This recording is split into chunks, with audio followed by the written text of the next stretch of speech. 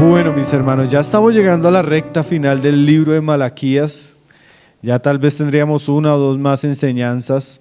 Y en el pasaje que acabamos de leer, Malaquías 3, del verso 13 al 18, tendríamos la quinta acusación del Señor para esta generación. Entonces, bueno, vamos a comenzar a meditarlo verso por verso.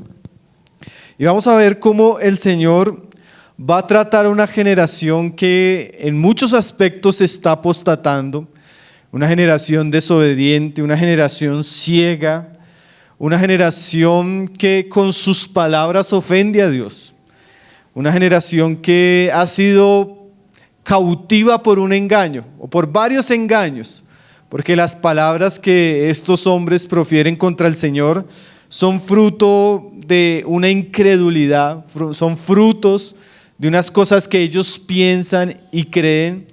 Y bueno, el Señor aquí en este pasaje muy especialmente va a tratar una serie de mentiras que esta generación creía y hablaba.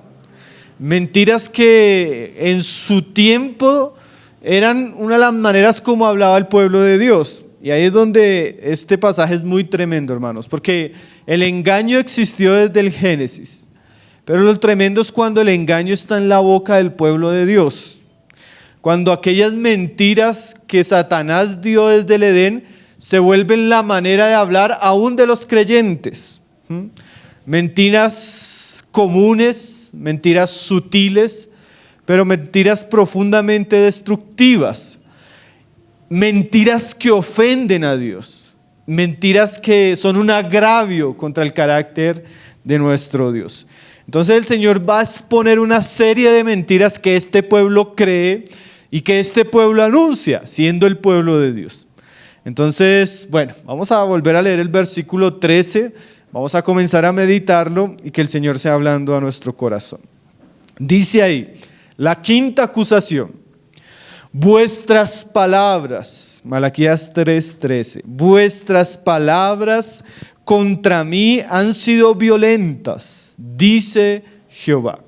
O sea, el Señor va a juzgar a este pueblo una vez más, a acusar a esta generación una vez más, porque las palabras, las conversaciones, los dichos de esta generación son un insulto para él, son una ofensa, son un agravio.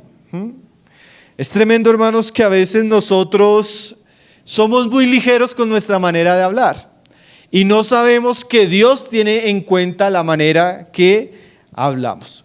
Ahora, ¿por qué Dios tiene en cuenta la manera en que hablamos? Porque nosotros hablamos de lo que creemos, nosotros hablamos de lo que pensamos y generalmente nuestras conductas están precedidas por aquellas cosas que creemos y hablamos. Entonces, como vamos a ver más adelante, el Señor va a juzgar a los hombres por lo que hablan. Aún en el juicio final, Dios va a juzgar a los hombres por lo que hablan. Y en este pasaje que vamos a tratar hoy, Él va a tratar el pecado de la blasfemia de parte del pueblo. Antes de ver el pasaje como tal, vamos a ver un pasaje ahí en el Evangelio de Mateo, donde Jesús habla de esta manera de aquellas personas de su generación. Él dice ahí en Mateo 12, verso 34, que Él vivía en una generación llena de serpientes. Mire lo que dice Jesús: generación de víboras, ¿cómo podéis hablar lo bueno siendo malos? Entonces ahí es donde está la respuesta a lo que nosotros nos vamos a preguntar, ¿por qué el Señor es tan severo con aquella generación en los días de Malaquías? Lo que ellos hablaban no solo eran palabras, lo que ellos hablaban expresaba qué clase de personas son. Jesús en sus días les dice: ustedes son como serpientes. Pero ¿qué puede esperar uno? ¿Que una persona siendo mala hable algo bueno? No, es lógico que si usted es malo, sus palabras van a revelar qué clase de persona es. ¿Sí? Y el Señor explica: porque de la abundancia del corazón habla la boca. A veces nosotros decimos: ay, perdón, es que se me salió. Y sí, se le salió de la abundancia del corazón. de lo que hay en su ser, de lo que usted piensa, de lo que usted siente, de lo que usted ama, de eso usted habla.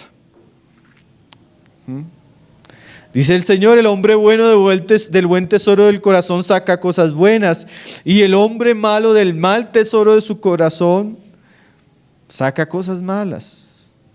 O sea, nosotros no podemos hablar lo bueno si estamos llenos de cosas malas, hermano. Tampoco no podemos hablar lo malo si estamos llenos en nuestro corazón de cosas buenas. Pero mire lo que el Señor dice: mas yo os digo que de toda palabra ociosa que hablen los hombres, de ella darán cuenta en el día del juicio. Aquí es donde el asunto se pone difícil, porque nosotros pensamos que las palabras se las lleva el aire. No, hermanos. De todo lo que nosotros hablemos, algún día vamos a tener que dar cuentas. Y eso es lo que el Señor va a mostrarle a esta generación, que Él escuchó sus palabras, que Él se ha sentido ofendido por sus palabras, que ellos están pecando con sus palabras. Pero eso no es solo una verdad para aquella generación, mis hermanos. Toda palabra ociosa, mentirosa, engañosa, mala que sale de nuestra boca, por ella vamos a dar cuentas. Porque por tus palabras, dice el Señor, serás justificado, o por tus palabras serás condenado. O sea, algún día el Señor va a juzgar a los hombres y la medida de su juicio va a ser lo que ellos dijeron. Tremendo, ¿no? Porque algún día nosotros quisiéramos ser juzgados por lo que dicen los demás, sea bueno, sea malo. No, no va a ser por eso, por lo que nosotros mismos dijimos. Entonces, este pasaje de Malaquías 3, la quinta acusación, tiene que ver con mentiras que ellos creían y que hablaban comúnmente. Se volvieron dichos, se volvieron conversaciones, pero eran palabras, como lo vamos a leer aquí, que agraviaban la santidad y la justicia del Señor. Y el Señor nos va a juzgar por lo que hablamos. Entonces volvamos a Malaquías y miremos qué es lo que estos hombres han hablado, por lo cual el Señor los va a acusar. Dice Malaquías 3:13. Y dijiste, recuerde que Malaquías es como un juicio. El Señor acusa y ellos se defienden. El Señor les dice que las palabras que ellos han usado son violentas, pero ellos responden: ¿qué hemos hablado contra ti? O sea, tú nos dices que las palabras que hemos dicho han sido ofensivas, han sido fuertes, pero ¿en qué hemos hablado contra ti? Buenas tardes. Entonces, una de las razones más claras que nos muestra la palabra con esta generación es que no solo esta generación pecaba, sino que esta generación era ignorante de sus pecados. Y alguien decía, si hay un escalón más abajo de nuestro pecado, es la ignorancia acerca de él. O sea, peor que pecar es no tener la capacidad, el discernimiento o la conciencia de saber que estamos pecando. ¿Sí? Eso es un estadio peor. Eso es una condición más triste que el mismo pecado. Porque a veces el que peca y ve su pecado puede arrepentirse. Pero cuando una generación o una persona peca y no se da cuenta de su pecado, ha llegado a un estado de corrupción moral donde su conciencia ya no le muestra que está haciendo lo malo. Y así estaba esta generación. Pecaba contra Dios y cuando Dios les decía, están pecando, ellos decían, ¿en qué?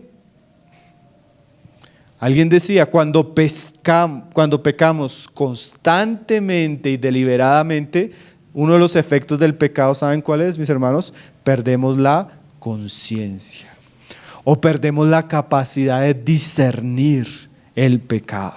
Entonces, cuando una generación peca, pero clama por esos pecados, es una generación que todavía tiene sensibilidad a Dios. Pero cuando se peca y ni siquiera nos damos cuenta que estamos pecando, hemos llegado a un estado muy, muy preocupante. Y así era el estado de esta generación. Ellos pecaban contra Dios y no se daban cuenta. ¿Usted no se ha encontrado esas personas que son bien pecadores y se sienten buenos? Están condenados, les espera el juicio justo de la ira de Dios y ellos están tranquilos. Ellos pueden vivir en rebelión a Dios, en rebelión a la palabra de Dios y creen que están bien. Se justifican, se sienten buenos en comparación a otros. Bueno, eso es un estado muy lamentable en el que cae el hombre cuando él pierde la sensibilidad y vive una vida alejada de Dios. Y así estaba esta generación. Ustedes están pecando contra mí. ¿En qué, Dios? Imagínense. Ya hemos visto que esa es la respuesta en varias ocasiones. Dios acusa y ellos se justifican. Entonces el Señor les va a responder en qué están pecando. Este pueblo, el pueblo de Dios, el pueblo que trataba con las cosas santas, los sacerdotes, estaban pecando de esta manera. Habéis dicho, yo les voy a explicar lo que ustedes han dicho en lo que yo siento que ustedes me están ofendiendo. ¿Qué fue lo que decía esta generación? Por demás es servir a Dios. ¿Qué aprovecha que guardemos su ley y que andemos afligidos en presencia de Jehová de los ejércitos? Miren, hermanos, las palabras que para Dios eran tan ofensivas. Este pueblo decía, ¿para qué servir a Dios? ¿Para qué obedecer su ley? ¿Para qué afligirnos en presencia de Jehová de los ejércitos? Esas eran las ofensas que ellos estaban levantando contra Dios. Ellos estaban diciendo 3 asuntos que para Dios eran un agravio. Esta generación había caído en el engaño de pensar estas cosas y decirlos abiertamente. Cuando ellos iban al templo o cuando ellos estaban en una circunstancia, estaban hablando juntos, comenzaban a decirse, bueno, pero ¿de qué sirve servir al Señor? ¿Para qué obedecemos la ley si nos va mal? ¿Para qué afligirnos? ¿Sí? ¿De qué sirve eso? Bueno, hermanos, esas conversaciones eran una ofensa contra la santidad de Dios. Y vamos a ver por qué. Porque detrás de estas palabras, como decíamos ahora, hay unas tremendas mentiras que no solo creen esta generación en los días de Malaquías, sino que son mentiras que se encuentran desde el Edén y que aún hoy en día existen. Cuando una generación se aleja de Dios, comienza a hablar en contra de Dios en sus falsos o oscuros razonamientos.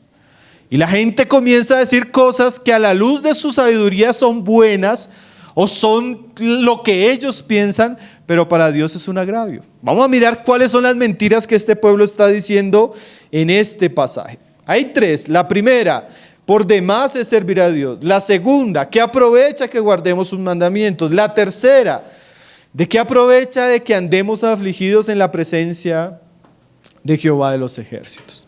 Ahora, hermanos, aquí vamos a ver que esta generación, aunque era el pueblo de Dios, tenía un conocimiento de Dios muy equivocado.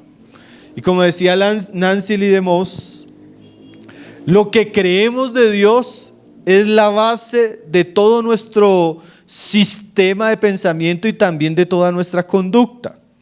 Lo que creemos de Dios o pensamos de Dios determina lo que hacemos, ¿sí? Si lo creemos de Dios es un engaño, una falsedad, una mentira, pues eso nos va a dirigir a andar en un camino errado. Ahora ellos llegaron a creer, como dice ahí en la primera frase, que de nada servía servir a Dios, ¿sí? Ellos comenzaron a pensar que el trabajo a Dios no tenía ninguna recompensa. En términos actuales, Warren Wiersbe decía, es como ese cristiano que dice, pero yo llevo años sirviendo en la iglesia, yo llevo años predicando el evangelio, yo llevo años haciendo esto para Dios y ¿qué he sacado de eso? ¿Qué provecho yo tengo en mi servicio a Dios? Bueno, así estaba hablando esa generación y para Dios eso era una ofensa, hermanos. Cristianos que dicen, como estos de aquellos días, bueno, pero ¿para qué tanto orar, hermano? ¿Para qué tanto estudiar la palabra? ¿Para qué tanto congregar? ¿De qué me ha servido? Bueno, eso era lo que estaba diciendo esa generación. Y para Dios eso es una ofensa. Porque eso atenta, como es una mentira, eso atenta contra la verdad. Y la verdad de las Escrituras es que siempre que hubieron hombres y mujeres que sirvieron de todo corazón a Dios, Dios siempre les recompensó. Miren lo que dice Jesús. No tenemos mucho tiempo, pero vamos a leerlo rápido. Marcos 10, verso 28. Aquí el Señor trata este primer engaño. Porque ese engaño que decía esa generación, como decimos, no solo es el engaño de esa generación. Es un engaño que usa la serpiente también para alejarnos de Dios. A veces el diablo le dice a uno, bueno, pero ¿usted para qué se consagra? ¿Para qué se santifica? Esa rezadera. ¿Sí? Eso es no salir de allá de la iglesia, de reunirse, ¿para qué tanto? ¿Sí? Eso es lo que a veces dice el diablo, menospreciando el servicio a Dios. Ahora, hay personas que dicen, bueno, yo debo servir a Dios sin ninguna otra motivación que el amor y la gloria a Dios. Y eso es cierto. Pero la Biblia sí está repleta, hermanos, de pasajes donde se nos muestra la recompensa de aquellos que buscan a Dios. ¿Sí? Es más, Hebreos 11 nos dice que todos los que por la fe caminaron era porque tenían por delante una recompensa, una meta, algo que los motivaba a seguir. Es más, Jesús, por el gozo puesto después de la cruz, fue que asumió el sacrificio voluntariamente. O sea, hay motivaciones santas, hermanos. Pero a veces el diablo le dice a uno, no, pero ¿para qué? O hay gente que le dice a uno eso, pero ¿de qué le sirve? ¿De qué le sirve a usted servirle a Dios? Bueno, mire que Jesús le hicieron esa pregunta un día. Pedro le pregunta ahí en Marcos 10, 28. Entonces Pedro comenzó a decirle, he aquí nosotros lo hemos dejado todo y te hemos seguido. Porque el contexto es cuando el joven rico, se acerca a Jesús. Jesús le dice al final de la conversación, déjalo todo y sígueme. Y el hombre se va triste. Amó más sus riquezas y por ellas le dio la espalda a Cristo. Entonces todos dicen, bueno, cuán difícil es que un rico entre en el reino de los cielos. Inmediatamente después de esa conversación, Pedro le dice al Señor, bueno, Señor, pero nosotros lo hemos dejado todo y nosotros te hemos seguido. Entonces, ¿cuál es la parte de nosotros? ¿Sí? O sea, ¿cuál es nuestra recompensa, Señor? Entonces aquí el Señor nos va a mostrar que el servicio a Dios sí tiene una recompensa, hermanos, diferente a lo que decía aquella generación. Respondió Jesús y dijo, de cierto os digo que no hay ninguno que haya dejado casa, o hermanos, o hermanas, o padre, o madre, o mujer, o hijos, o tierras, por causa de mí y del Evangelio, que no reciba 100 veces más ahora en este tiempo. Es lo que el Señor le está diciendo a Pedro. Pedro, yo quiero decirte algo y quiero que tengas seguridad, porque cuando el Señor dice de cierto digo, es que Él quiere asegurar esto. Yo quiero que tú sepas, Pedro, que no hay ninguno, no solo usted, sino cualquiera, en cualquier momento, en cualquier tiempo, que decida dejar casa, hermanos o hermanas, o padre o madre o mujer, o hijos o tierras, no por causa de la recompensa como tal, sino dice aquí, por causa de mí y del Evangelio. O sea, la motivación no es, yo dejo una casa para tener 100 casas. No, esa no es la motivación. Eso es el Evangelio de la prosperidad, ¿no? Que es un engaño. La motivación es por causa de mí. Si una persona voluntariamente, por amor a Cristo, decide dejar muchas cosas por causa de Cristo y de su Evangelio, ciertamente esa persona será recompensada, dice acá, con 100 veces más ahora en este tiempo, casas, hermanos, hermanas, madres, hijos y tierras, también con persecuciones, y en el siglo venidero la vida eterna. Entonces, ¿qué nos dice este pasaje? Así rápidamente, hermanos, seguir a Cristo y amar a Cristo y dejar cosas por Cristo y su evangelio tiene recompensas. ¿Sí?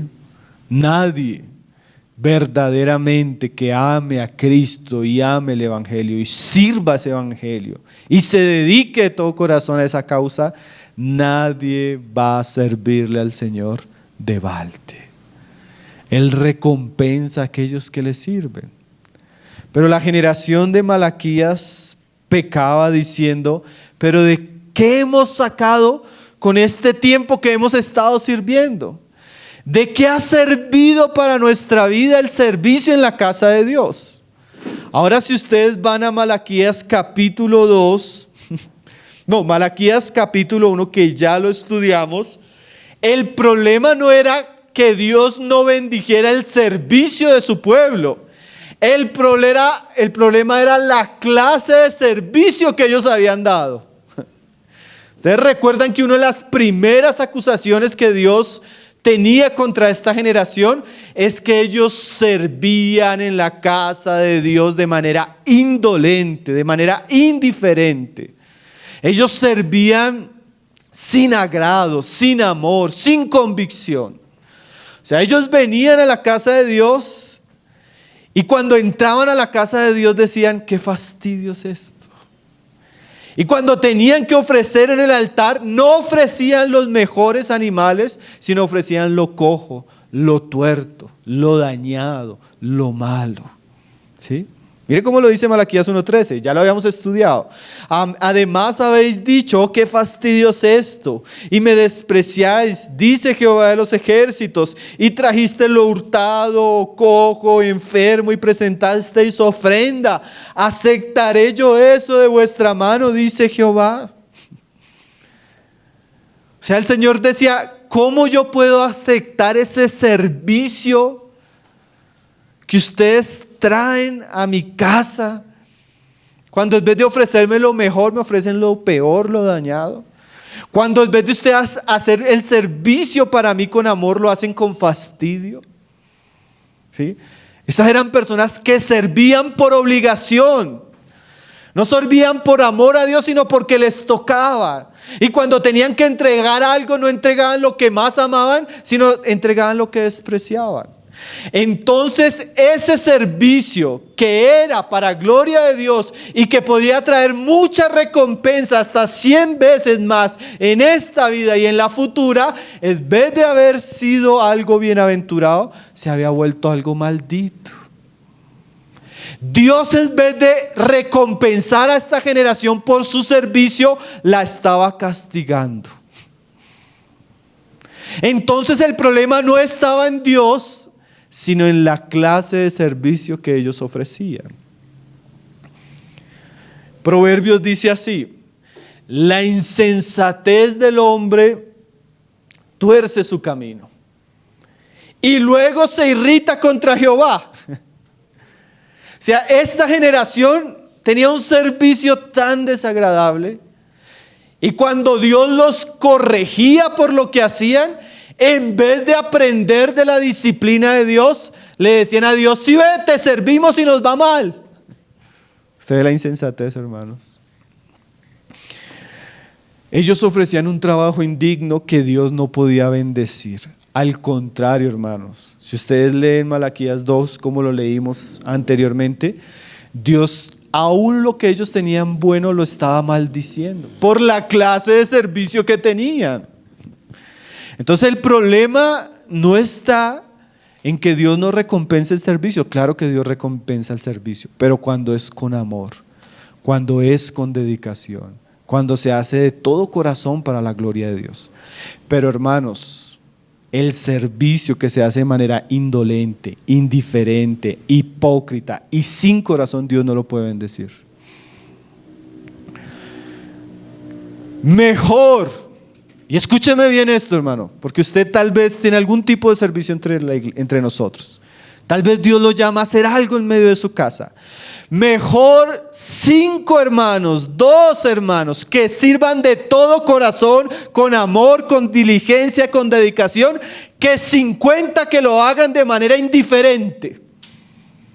Porque ese servicio, en vez de traer gloria a Dios, va a traer disciplina sobre nuestras vidas.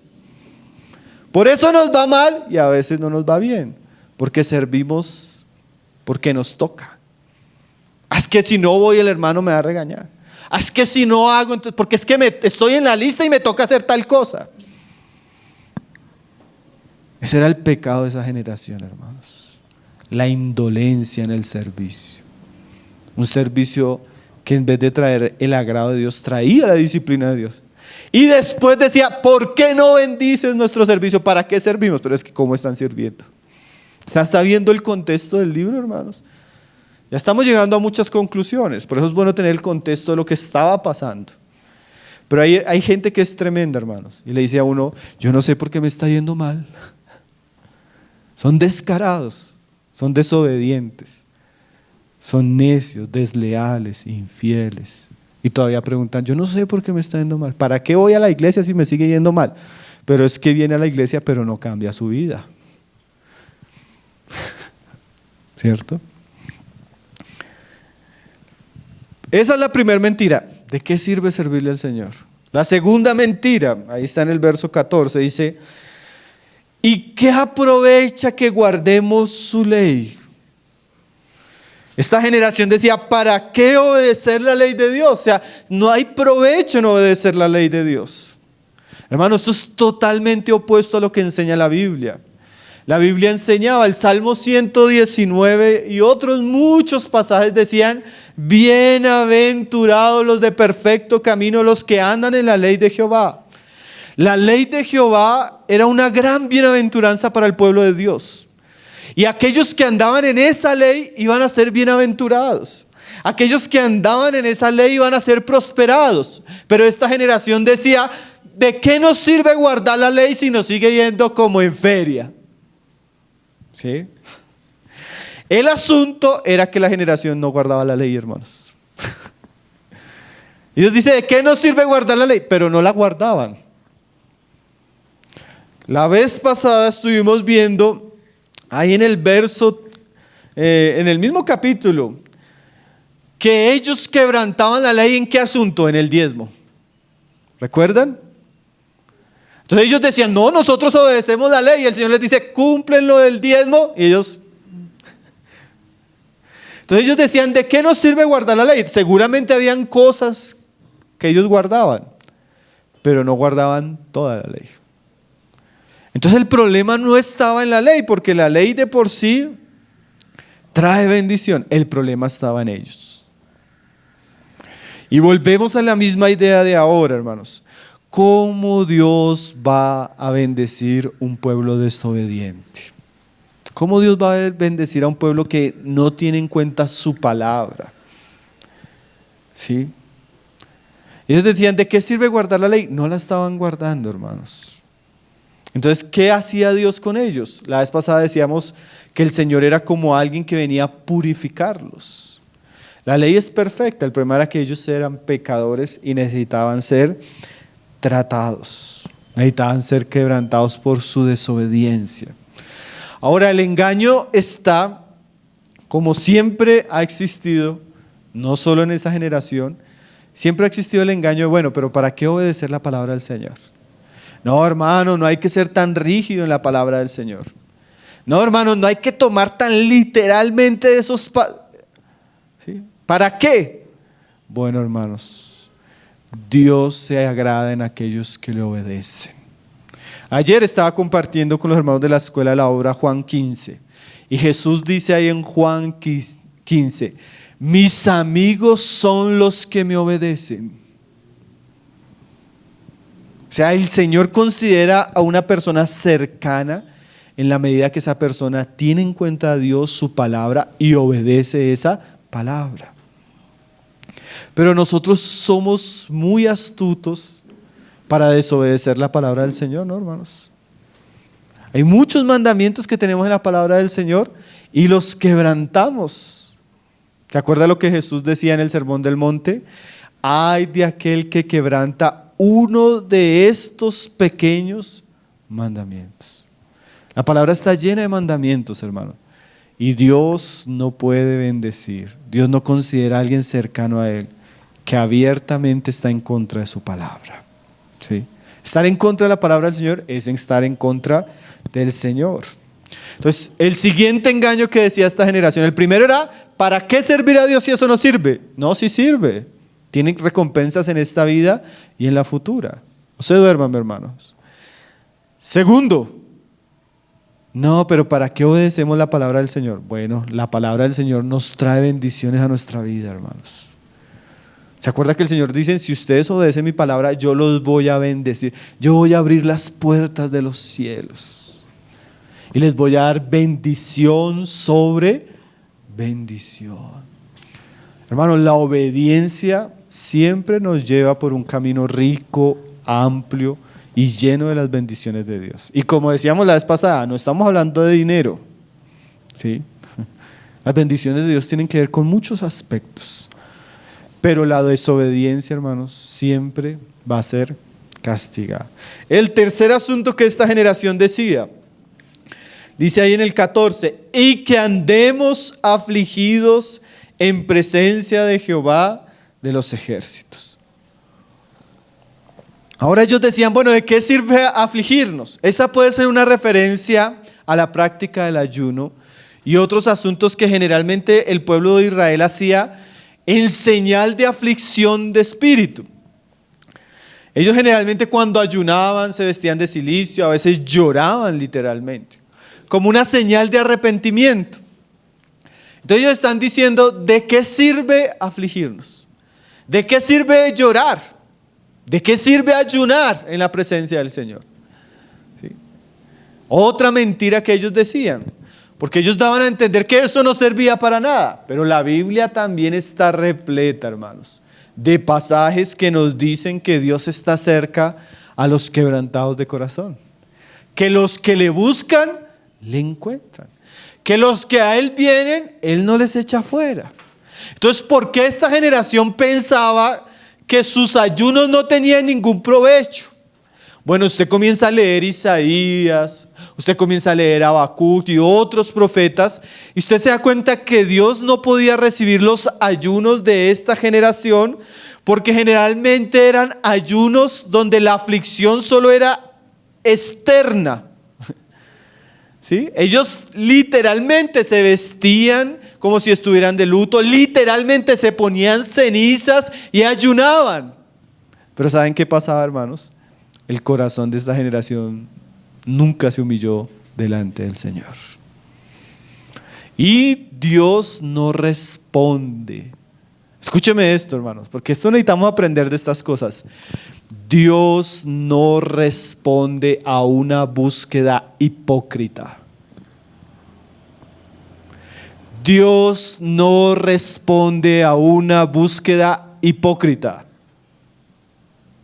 Ay, sí, pero en su corazón no. Hay gente que llora externamente y su corazón está duro, hermanos.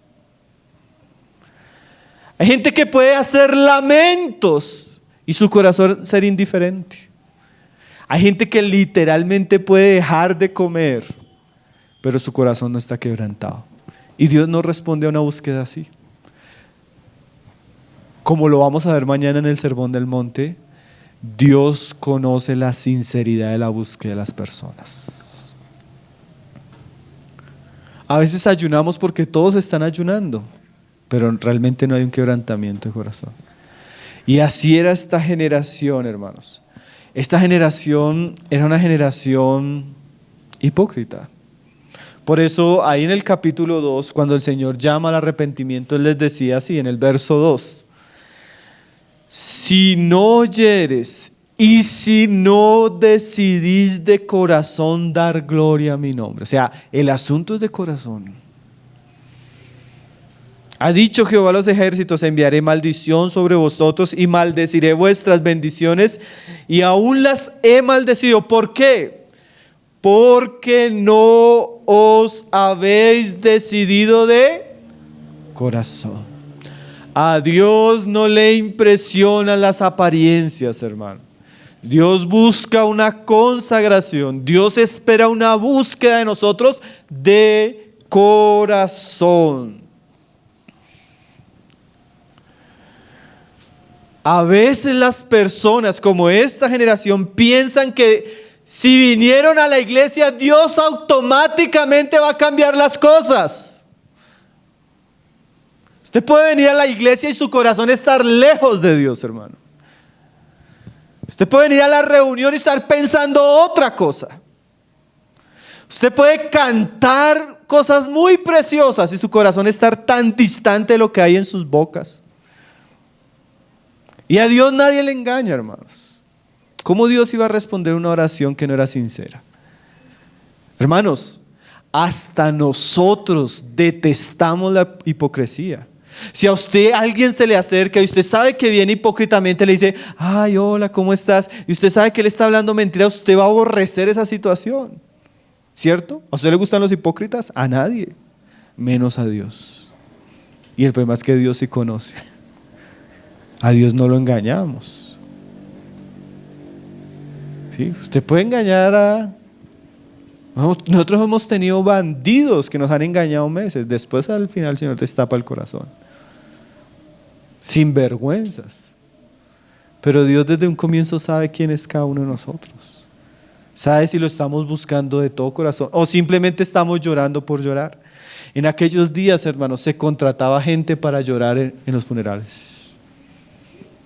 Aquí hay regiones donde sucede eso. Usted va a Riohacha y usted necesita contratar gente que le llore cuando se le murió y le van y le lloran. Pero su corazón no tiene nada de sentimientos hacia el muerto. Así en la religión pasa eso, hermanos. Hay gente que externamente, pero su corazón es frío e indiferente. Ahora, hermanos, ya viéndolo desde esa perspectiva, ya usted entiende por qué Dios no bendecía ni escuchaba esos ayunos y esas oraciones. Es más, esos ayunos y oraciones eran un agravio contra Dios. El Señor le decía en algunos pasajes por los profetas, estoy hastiado de sus fiestas, de sus sacrificios, ya no puedo tolerarlos más. O sea, ya el Señor estaba cansado de ese ejercicio, de esa maquinaria religiosa, donde los hombres no buscaban verdaderamente a Dios.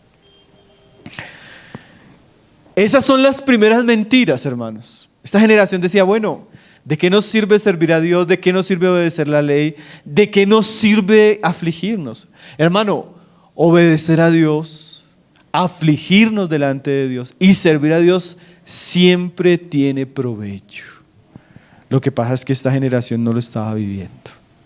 Entonces, yo le podría decir, antes de seguir avanzando con los versículos, si usted obedece a Dios, si usted sirve a Dios y si usted se humilla delante de Dios, usted va a ser grandemente bendecido por Él, como lo habíamos leído en los pasajes anteriores. Pero tiene que ser una búsqueda sincera, tiene que ser un servicio por amor y tiene que ser una obediencia constante. Ahora, ellos pasan de decir mentiras en cuanto a su relación con Dios. Ahora ellos van a decir una serie de mentiras que tienen que ver con los injustos, con los impíos. Ellos no solo se escandalizaban porque les estaba yendo mal y acusan a Dios, el servicio a Dios, la obediencia a la palabra por eso, sino que ahora acusan a Dios de que Dios bendice a los malos. Miren lo que dice el verso 15. Dice ahí, si lo puede leer, no se me duerma. 3:15. Decimos pues ahora, bienaventurados son los soberbios, y los que hacen impiedad no solo son prosperados, sino que tentaron a Dios y escaparon. O sea, además de hablar mal del servicio a Dios, la obediencia a su palabra y la humillación, esta generación llegó a decir en su oscuridad y en su necedad que una persona soberbia era bienaventurada y que aquellos que hacen impiedad no solo prosperan, sino que tientan a Dios y escapan. Y es lo que está diciendo esta generación. Hermano, esta generación estaba muy equivocada, ¿no? Ellos hablaban, prácticamente todo lo que hablaban era en contra de lo que Dios decía. Entonces, miren lo primero que ellos dicen: bienaventurados son los soberbios. Esta afirmación es un engaño, hermanos. Ningún soberbio, ningún pecador es una persona bienaventurada. O en términos más actuales, no es una persona feliz. Es un engaño decir que la persona que está en pecado y en rebelión a Dios va a llevar una vida de felicidad, hermanos. El pecado y la soberbia nunca traen verdadera felicidad, hermanos. Ese es uno de los engaños que tiene el pecado y que el diablo hace creer a las personas. Cuando el diablo se presenta en el Edén, algo que Dios le había dicho a Eva y a Adán, que iba a traer muerte y destrucción, el diablo le dice no. Eso, Dios sabe que si ustedes comen de eso, en vez de morir, lo que van a hacer es igual a Dios. ¿Qué hace el diablo, hermanos? El diablo con sus mentiras siempre presenta el pecado como algo atractivo, bueno y que trae alegría. Hermanos, el diablo sabe trabajar muy bien la publicidad. El diablo nunca presenta el pecado como algo malo. El diablo presenta el pecado siempre como una bienaventuranza. Es como el paquete, ¿sí? Por fuera el paquete es muy atractivo, pero las consecuencias de eso es la muerte. Ahora esta generación llegó a pensar eso. No, pues yo miro a los pecadores y los veo felices. Miren lo que están diciendo. ¿Para qué servir a Dios? Más bien miren a los pecadores. Están en sus pecados y están dichosos. Bueno, ese es el engaño del pecado, hermanos. Así habla el Nuevo Testamento, ¿no? John Owen dice eso. Uno de los engaños del pecado es mostrar que Él trae felicidad. Pero hermanos, nosotros, nadie más, nosotros, que vivimos muchos años en pecado, ¿qué recogimos de eso? Tristezas, vergüenza, dolores, malas decisiones. Cuando yo miro mi vida antes de Cristo, digo, qué triste haber perdido tanto tiempo en tantos pecados. Y lo triste era que esos pecados parecían tan placenteros. ¿Sí? El pecado es como una ilusión, como cuando alguien ve un oasis en el desierto y él sale a coger el oasis y cuando va a beber la agua del oasis, en vez de encontrarse agua dulce, se encuentra agua salada. Entonces usted con esa sed, usted toma el agua salada y eso que usted esperaba que lo fuera a saciar, ¿qué hace? Así es el pecado, hermanos. Después de que usted lo prueba, usted ve la amargura, usted quiere escupirlo. Pero lastimosamente en la necesidad del hombre sigue alimentándose de esa agua salada para su propia destrucción. El pecado, hermanos, es un mal negocio, es una trampa, es un engaño. Y eso debemos saberlo, porque a veces el hermano piensa, ay, pero es que está tan bonita. O la hermana piensa, ay, pero es que es un incrédulo, ay, pero es que ese negocio se ve todo lo que podría, y es un engaño. Sí. Ay, pero mire esa gente ahí divirtiéndose, bailando, disfrutando. Vaya 2 horas después. ¿Qué hay después de una fiesta, hermano? Infidelidad, fornicación, golpes, ¿sí? Arrepentimientos. ¿Cuántas cosas hay detrás de todo eso? El mundo, usted pasa por un casino, hermanos, y usted ve por fuera el casino, es tan atractivo, hermano. ¿Qué hay detrás de eso? Familias destruidas, personas esclavas, personas endeudadas, personas con unas vidas muy tristes, hermano. ¿Y usted ve por fuera y qué? Muy atractivo. El mundo de la pornografía, hermanos. Eso lo muestran como algo ahí, y usted va a examinar la vida de esas pobres mujeres, hermanos. Drogadictas, alcohólicas, depresivas, con tendencia suicida, abusadas y reabusadas por una industria maldita que ofrece lo mejor, pero que destruye a todos los que se involucran en ella. Pero así es el pecado, ¿no, hermanos?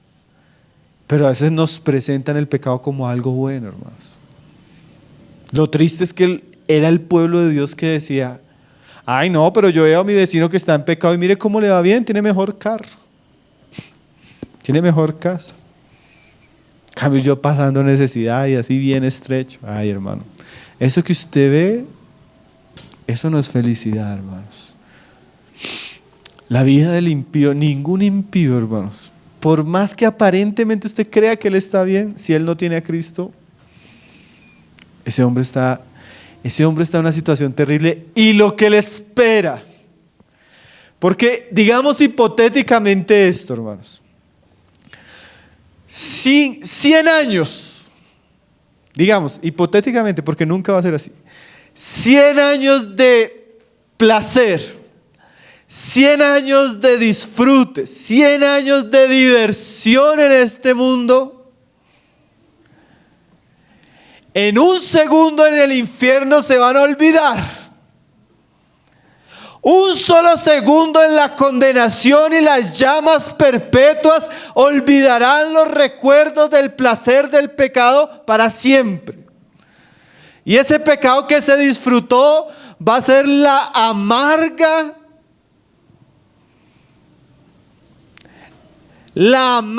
porción que escogieron los impíos para su destrucción total. Entonces, hermano, un segundo, hermanos, un minuto, hermanos, en el lugar de tormento, y los hombres van a olvidar todos sus placeres y van a lamentar haber escogido ese camino y haberle dado la espalda a Dios. La vida del impío nunca va a ser bienaventurada, ni aquí y mucho menos allá, hermanos. Desearán haberse convertido a Cristo, desearán no haber sido necios, desearán no haber tenido esos pecados que los esclavizaron. Dice las Escrituras: hay caminos que a los hombres le parecen derecho, pero su final es ¿qué? Decía Proverbios: no te vayas por el camino de la mujer extraña, porque ella con tus ojos te cautiva, su boca parece una miel, pero su fin es la muerte. Y los que se lleguen a ella no volverán. Esa es la paga del pecado, hermano. Entonces es triste cuando el pueblo de Dios dice: no, pero yo veo que el vecino sale con una y otra y le va lo más de bien. No, hermano, es un engaño. El pecado nunca trae nada bueno, hermanos. El pecado solo trae tristezas. Entonces ellos decían, mire lo tremendo que decía esta generación: bienaventurados son los soberbios. Eso es un engaño, hermano. Nadie que sea soberbio va a ser bienaventurado. Nadie que entre en contienda contra su Creador va a ser una persona bienaventurada. Pero ellos además decían: y los que hacen impiedad no solo son prosperados, sino que tentaron a Dios y escaparon. Otro tremendo engaño. Ellos decían: no, es que yo veo que las personas impías prosperan y además tientan a Dios y escapan. Ese es otro de los engaños de Satanás. Esta generación creyó muchas de las mentiras de Satanás. Satanás le dice a una persona: peque, no va a ser juzgado. Peque, no va a ser condenado. No va a morir, decía Satanás en el Edén. Hermanos, pero como dice las Escrituras, jugará el hombre con fuego y no se quemará. Dios es fuego consumidor, hermanos. Escúcheme bien esto. La aparente tranquilidad de los impíos no quiere decir que ellos van a escapar del juicio de Dios. Tarde o temprano, cada uno de aquellos que se rebelaron contra Dios van a tener que darle cuentas. Como dice la Escritura, ¿no? Nuestros pecados nos van a alcanzar, hermano. Algún día No es que yo peco y me burlo de Dios y Dios queda como... No, hermanos, el juicio de Dios a veces parece que es lento, pero llega. Siempre va a llegar. Pero esta generación decía, yo veo a los impíos pecar y que se libran de Dios. Nadie se libra de Dios, hermano. Pedro responde a esa pregunta. Bueno, pero ¿por qué los hombres pecan y Dios no juzga? Pedro dice, es que Dios les está dando tiempo para que se arrepientan. Pero si no se arrepienten. Yo vi un video, hermanos, terrible. Eso sucedió aquí en Colombia y en estos días sucedió en otro país. Va un camión de gasolina, lleno de gasolina, hermanos, y se voltea. La gente del pueblo cerca acostumbraba que cuando sucedían eso llegaban a robar los camiones.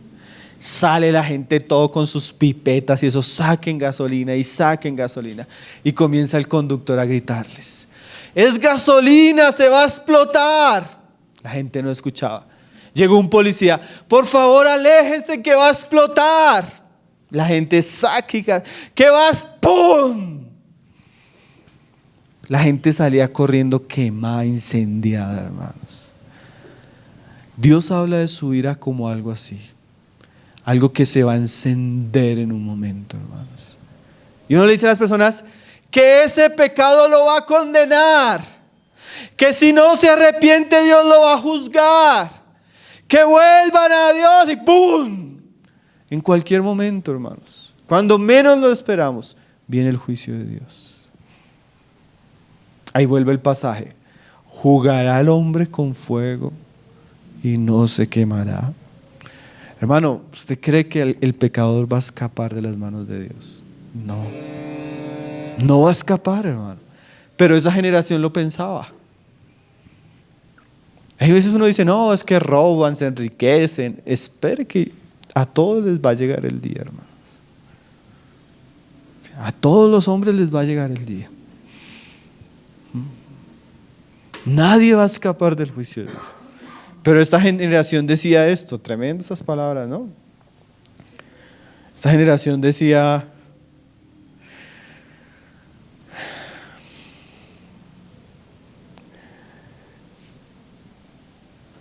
no solo son prosperados, sino que tentaron a Dios y escaparon.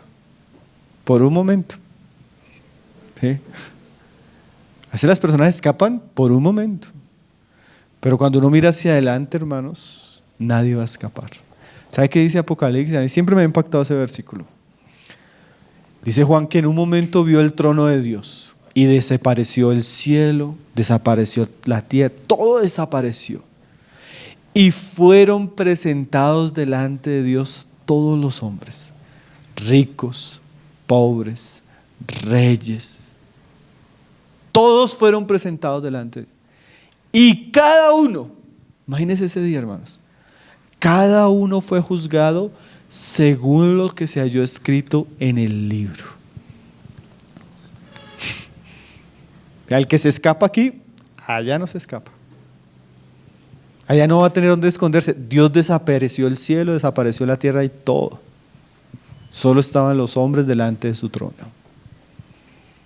Tremendo ese día, ¿no, hermanos? Pero esta generación decía, no, ¿para qué hacer el bien mejor? Mire, le está yendo mejor a los impíos. Por ahora. Y ese mejor es una apariencia, es un engaño.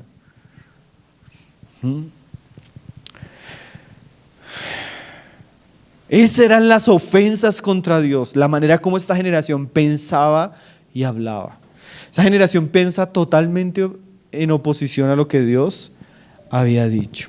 Ahora mire lo que Dios dice en el verso 16.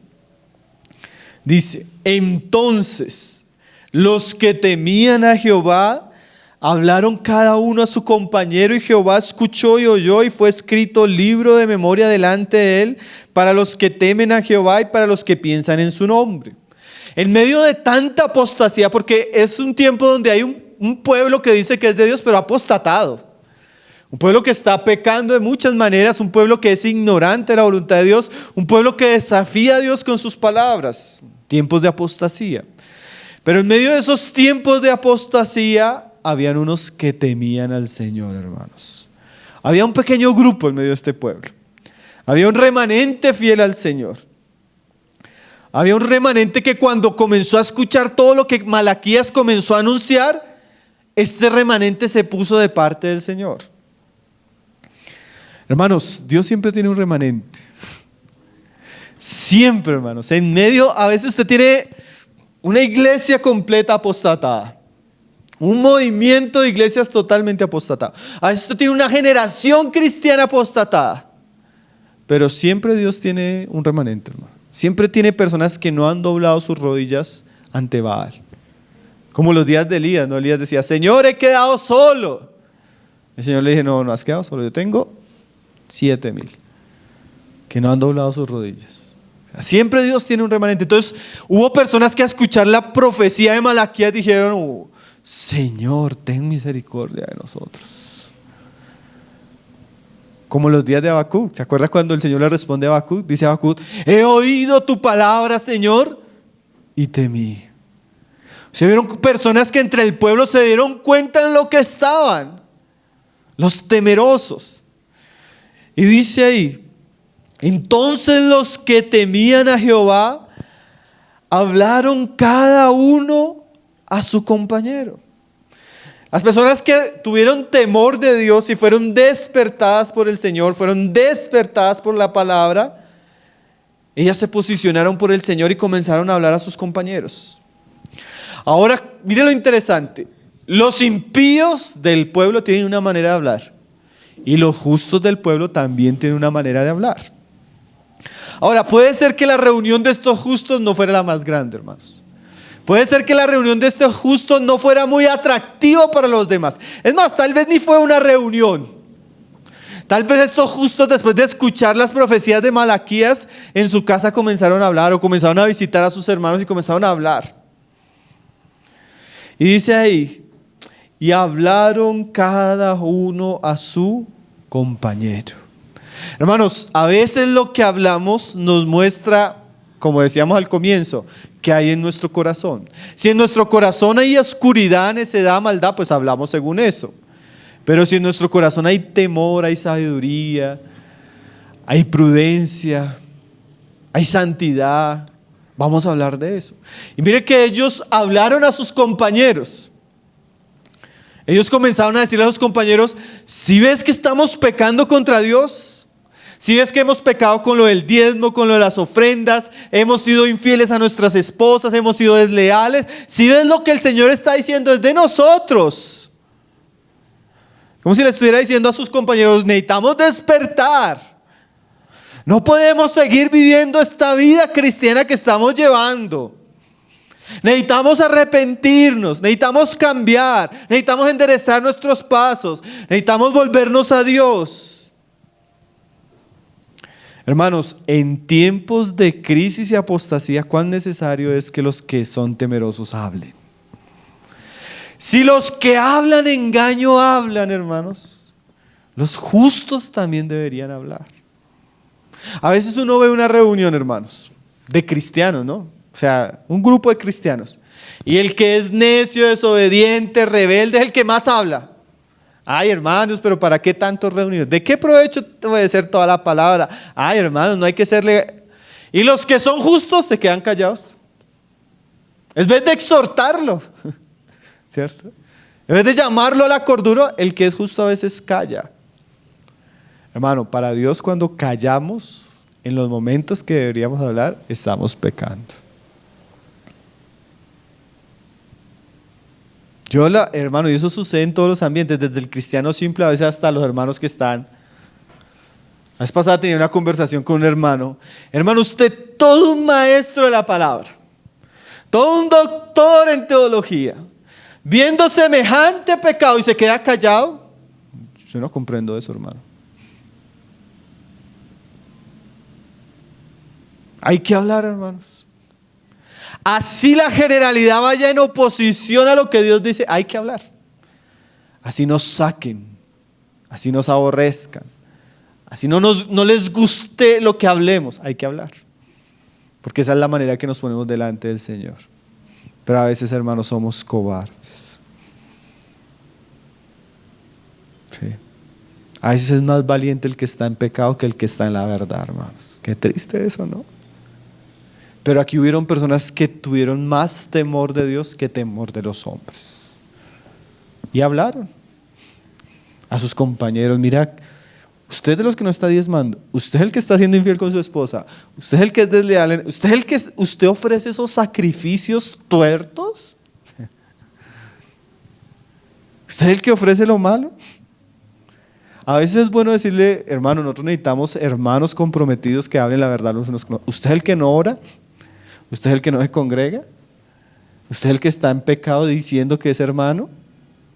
Necesitamos hablar, porque a veces somos cristianos mudos.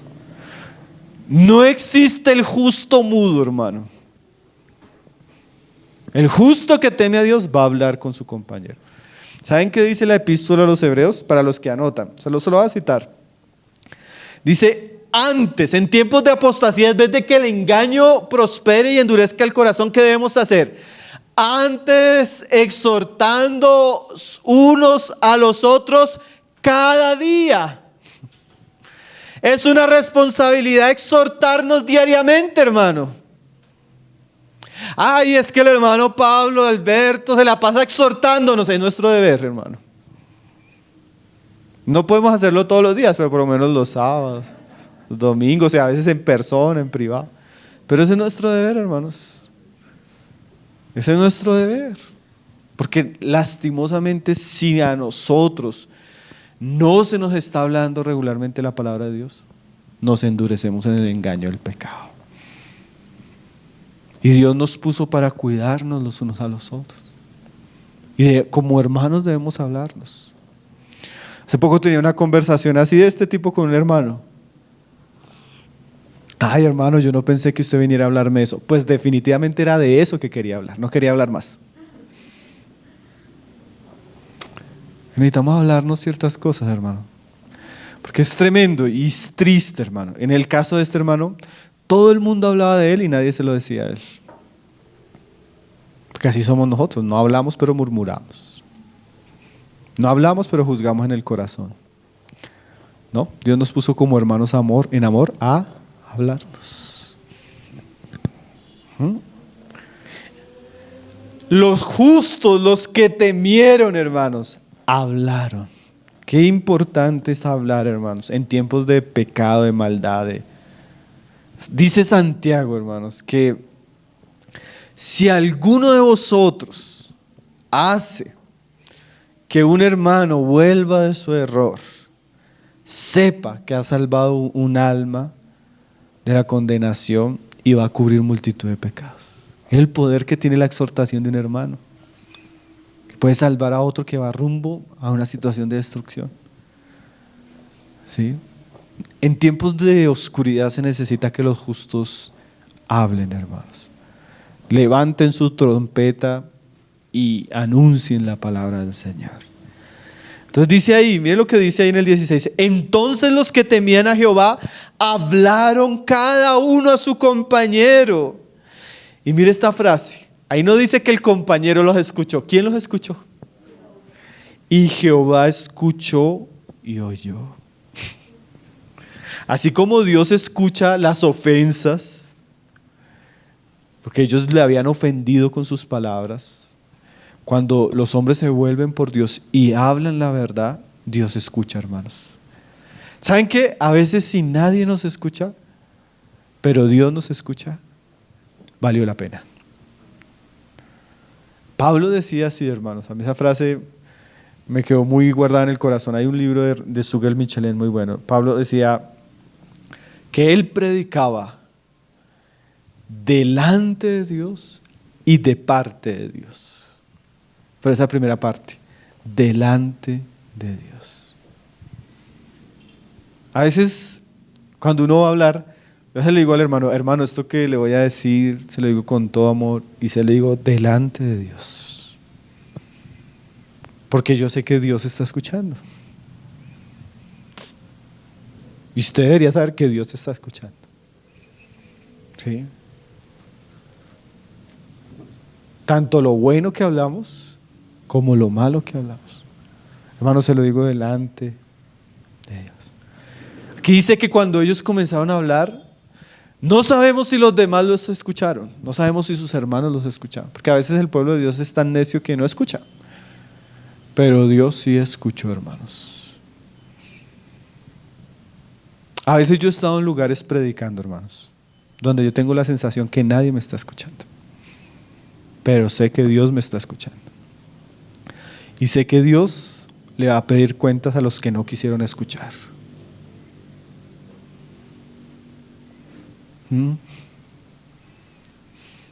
Y también me va a pedir cuenta a mí por lo que hablé. Tremendo, ¿no, hermanos? Dios escuchó. Cuando usted llama a su hermano, usted va a animar a su hermano, a consolar a su hermano, a exhortar a su hermano con la palabra de verdad de Cristo, Dios escucha eso. Dios se alegra cuando sus hijos, porque es una manifestación de temor, de amor, de fidelidad a Dios. Dice, y Jehová escuchó y oyó. Y miren, no solo eso. Y fue escrito libro de memoria delante de él, para los que temen a Jehová y para los que piensan en su nombre. O sea, miren lo que hizo el Señor. Los reyes en aquellos días acostumbraban a hacer esto. Cuando alguien hacía algo que era digno de ser recompensado, el rey hacía un acta en memoria de lo que esa persona había hecho. Ahora el Señor dice que Él hace eso mismo con sus hijos. Cuando nosotros hablamos verdad, en amor, de parte del Señor y por causa del Señor, eso es escrito, hermanos, en un libro. ¿Y saben para qué es escrito? Para que no se olvide, para memoria. Mañana, hoy el tema de hoy está muy ligado al tema de mañana, hermanos. Ha sido impresionante cómo ha estado ligado Malaquías con el Sermón del Monte. Hermanos, ¿saben qué es lo tremendo? El Señor no necesita escribir en un libro para no olvidarse. Él es Dios. Pero es una manera en que Él va enseñando que las cosas que hacemos por su causa no van a ser olvidadas. Y dice ahí, y fue escrito libro de memoria delante de Él.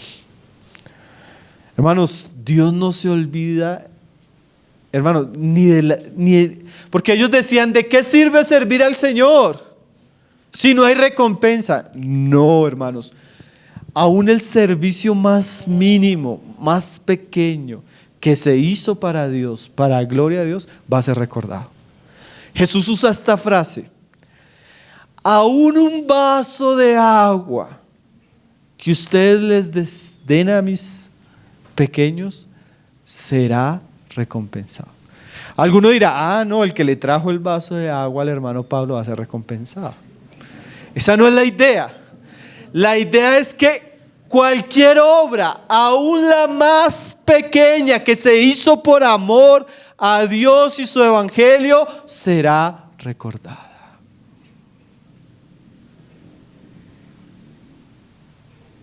Aunque nadie lo haya visto, si Dios lo vio y usted lo hizo para Dios, será recompensado, como vamos a ver mañana.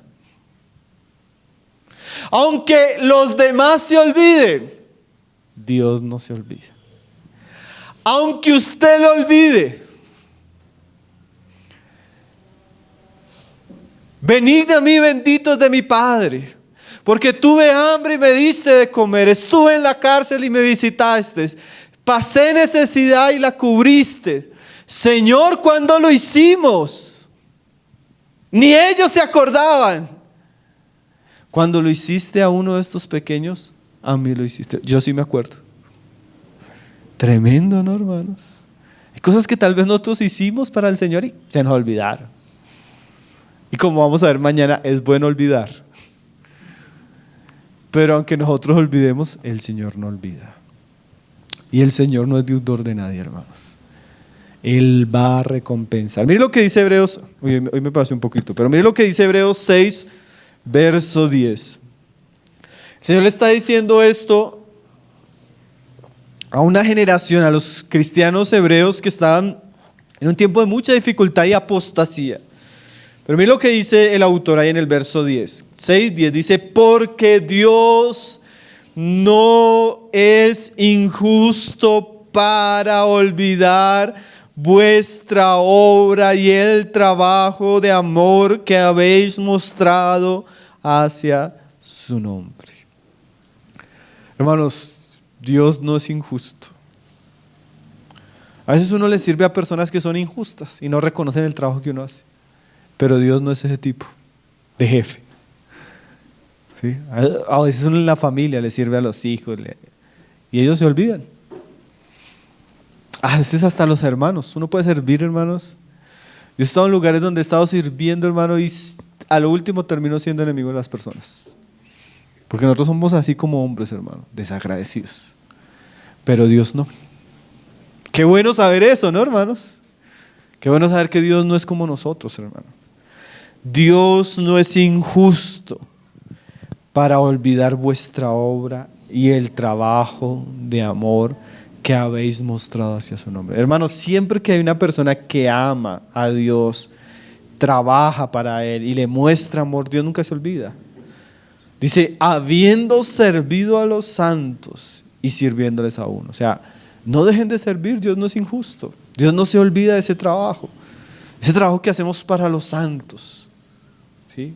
Dios no olvida de eso.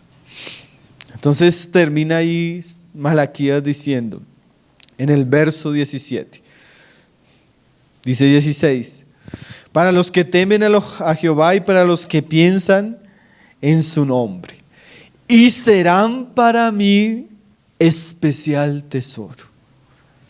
Ha dicho Jehová de los ejércitos, en el día que yo actúe y los perdonare como el hombre que perdona a su hijo que le sirve.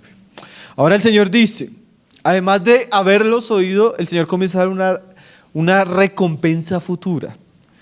¿Cuál es la recompensa futura? Esos que temieron, esos que escucharon la palabra de Jehová, esos que hablaron con sus compañeros, ellos son para el Señor como un tesoro especial. ¿Sí? Ellos son como algo escogido para el Señor. Hermanos, en medio del pueblo del Señor hay muchas cosas, pero entre las muchas cosas que hay personas que son escogidas, preciosas, apartadas. Y Él dice que esos que son escogidos para Él, dice, en el día que yo actúe, eso habla del juicio final, dice, yo los perdonaré, como el hombre que perdona a su hijo que le sirve. O sea, ustedes me dicen que no hay diferencia, porque eso era lo que decía esa generación, entre justos e injustos. Bueno, en el día que yo juzgue, ustedes se van a dar cuenta que yo sí hago diferencia. Porque va a haber unos que yo voy a apartar y voy a perdonar. ¿Sí? El Señor le dice eso a la iglesia de Filadelfia, ahí en Apocalipsis 3. El Señor les dice así, parafraseando, por cuanto habéis guardado mi palabra de la paciencia. Entonces, ¿cuál es la recompensa para ellos? Yo también los guardaré de la hora de la prueba que ha de venir sobre el mundo entero, hermanos. Hermanos, el juicio de Dios viene, pero Dios va a librar a unos de su pueblo, a unos justos, a unos que Él considera su tesoro. ¿Sí?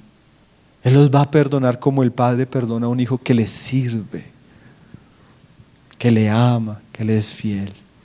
Así los justos, así los que le obedecen, así los que le temen.